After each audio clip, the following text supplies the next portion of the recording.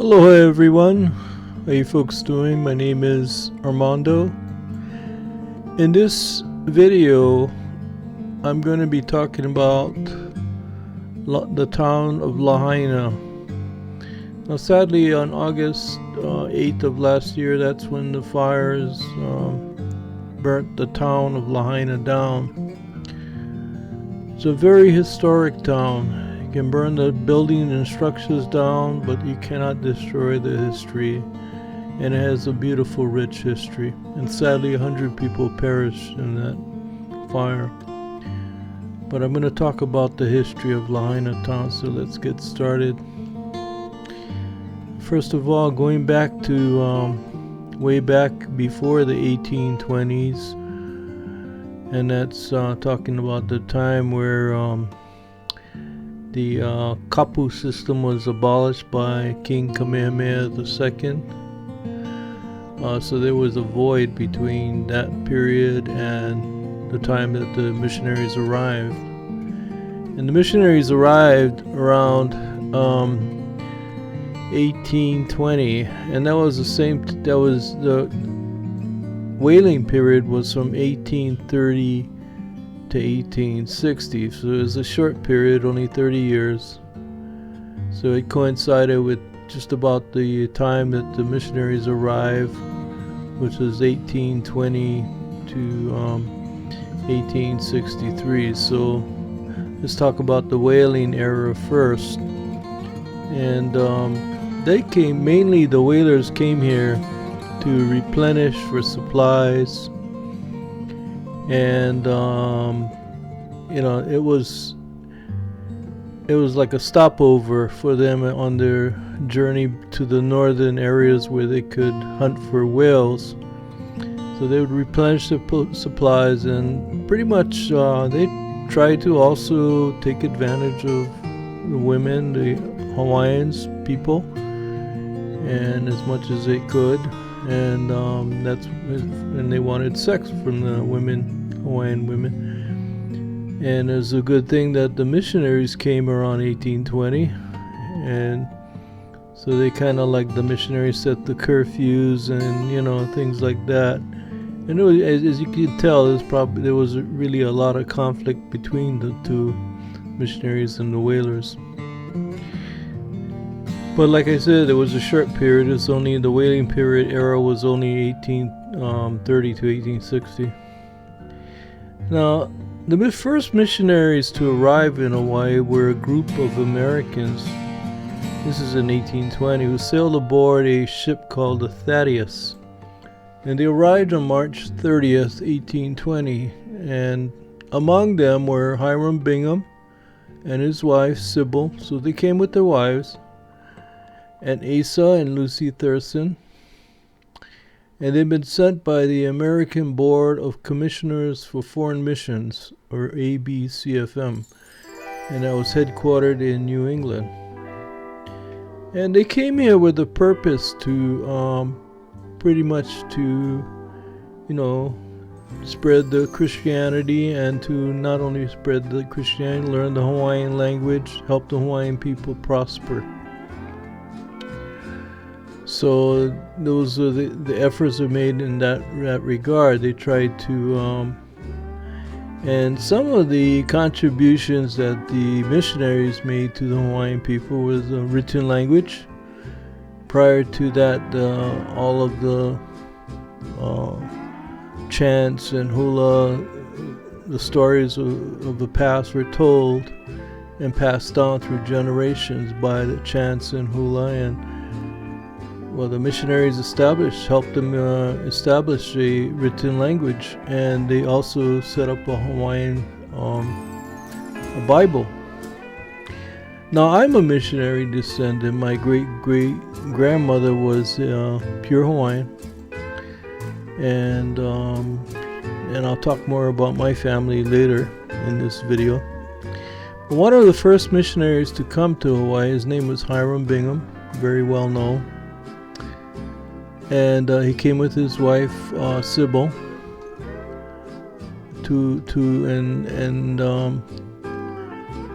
and they were one of the first ones that came here. Now, there was also a missionary who was by the name of Dr. Dwight Baldwin. I'm going to talk more about him now. Dr. Dwight Baldwin, he gave his sermons in Hawaiian, and there was a smallpox epidemic in 1853, and he had a vaccine. He helped a vaccine. He went all the way to Hana and other islands like Lanai, Molokai, and vaccinated a lot of people, saved a lot of people with the vaccination. But sadly, a lot of people on Oahu died. Tens of thousands of people, Hawaiians, people died. Couldn't vaccinate all of them, but he tried as much as he could to save those people. My great-great-great-grandfather was Edward Bailey. He helped them in that regard to distribute the vaccine to the people on Maui. And that's where my great-great-grandfather was on Maui. Let's talk more about Dr. Baldwin. Now, Dr. Baldwin, there was a house in Lahaina, the Baldwin House. And sadly, that was destroyed in the fire of August last year, 2023. But the missionaries also came to teach the Hawaiians, set up schools, educate, and what was really important was to, nothing could be done without the approval of the ali'is, and they convinced the ali'is that education was important. And at one time, Hawaii was the most literate nation on the earth, because the ali'is believed in education. And they were convinced by the missionaries that education is very important. And one of the first Christian converts was Queen Kumanu. And she was the first wife, or the favorite wife of Kamehameha Ekahi. And my great-great-great-grandfather, Edward Bailey, helped her build a church called the Ka'ahumanu Church. And that's in Wailuku. It's still standing today, and they give services in Hawaiian. But Queen Ka'ahumanu wanted a strong church to withstand the years, and it did. And the Bailey family, which I come from, they donated the clock that's still on that church. You can see it if you ever go to Wailuku, Maui. Now, so she was Kahumanu was one of the first Christian converts. But, it was so, the thing about it, she was a convert, but yet she also banned the hula with the influence of the Christians, missionaries. She banned the hula in public. And so that was sad. That was, something that was very important to the Hawaiian people. But she was li'inui.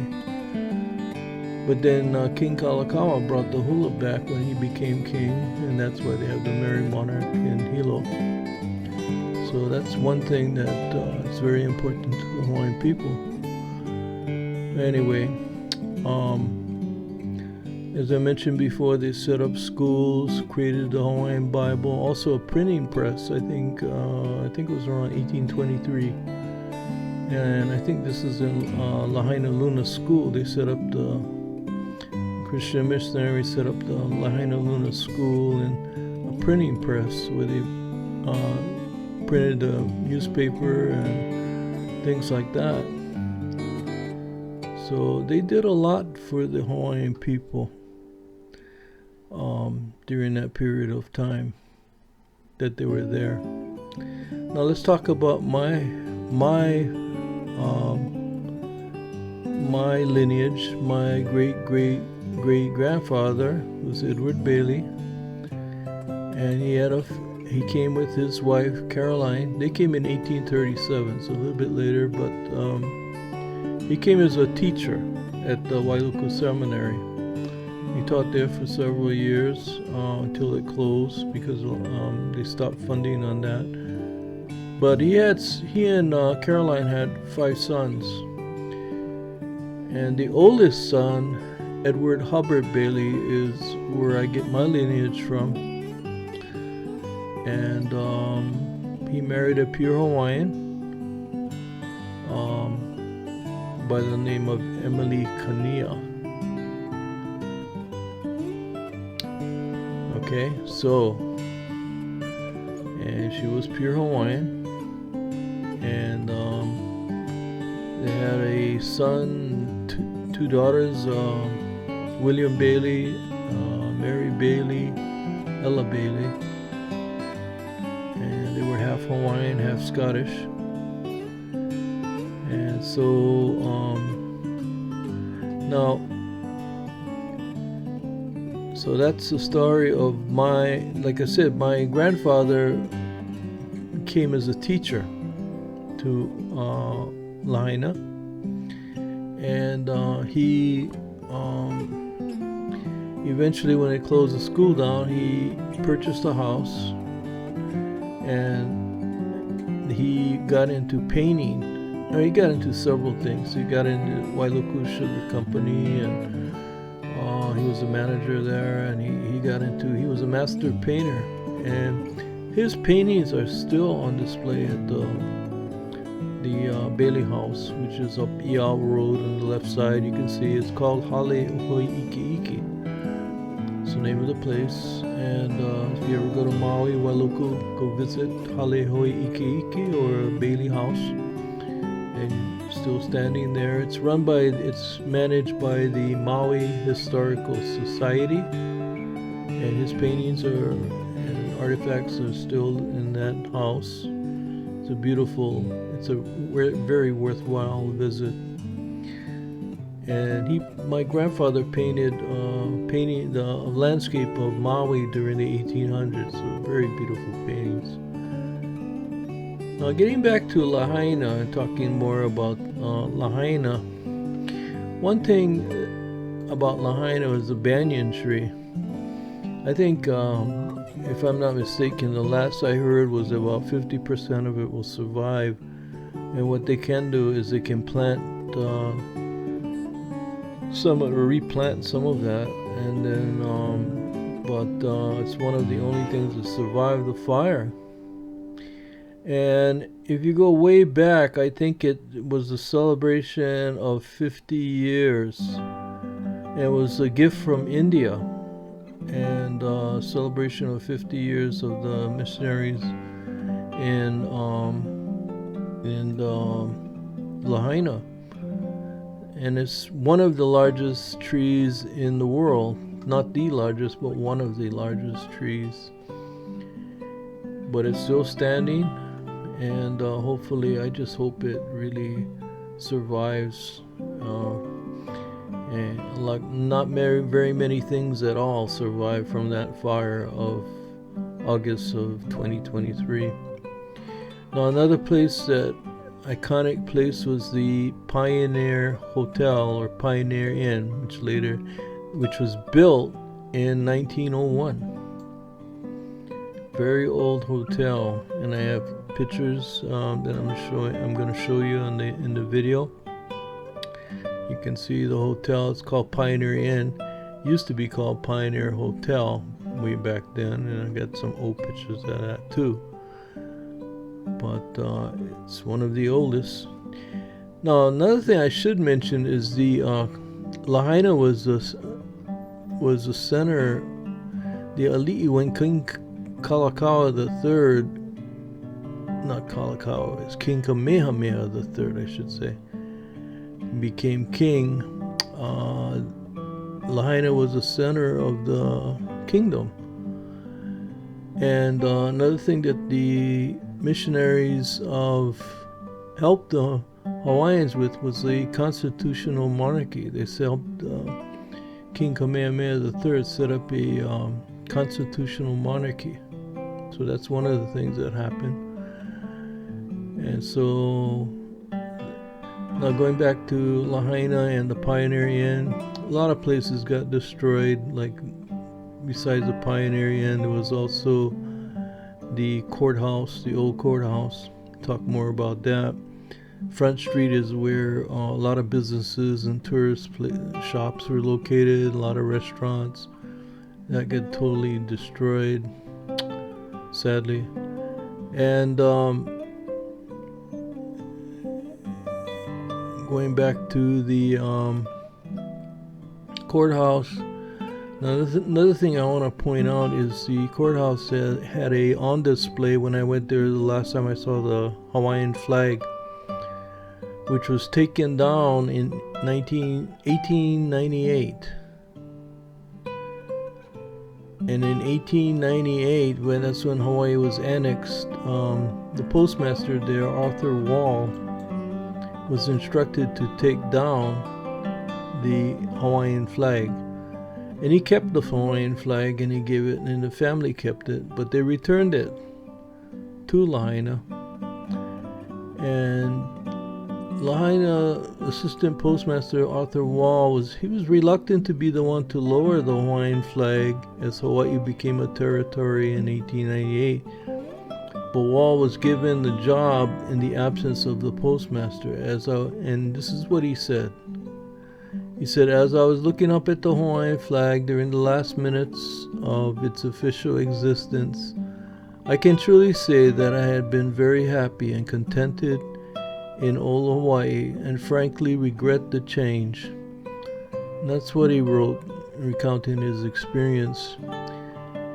So, like I said, the Wall family returned the Hawaiian flag to Maui and put it on permanent display at the old courthouse. I'm not sure if it survived the fire. I'm not quite sure if it did or not. I don't think it did, but that's sad. Now, as the flag was lowered, everyone stood at attention and sang mournfully to the strains of Hawaii Pono'i. Now, on this bright and sunny day at Lahaina, a new territory was added to the United States of America. To its new citizens, may it bring further happiness and prosperity. These are my sincere wishes. Time will tell. Wall wrote an entry in his diary about how the post office stopped selling the Hawaiian stamp on June 14, 1900, and replaced it with the U.S. stamp. Hawaiian stamp is much more attractive, he wrote. Now, another thing I'd like to mention is the fact that my grandfather, Arthur Lloyd, he was the Lahaina postmaster from 1915 to 1928. Okay, so, and in this video I'll show a picture of my mom and my grandpa, Arthur Lloyd. So I have some deep roots on Lahaina, very much so. And sadly, if my mom were alive today, she would be really hurt by what happened during the fires of last year, 2023. Anyway, that's the story of the history of Lahaina. I hope you enjoyed it, and mahalo for watching, and ahui ho.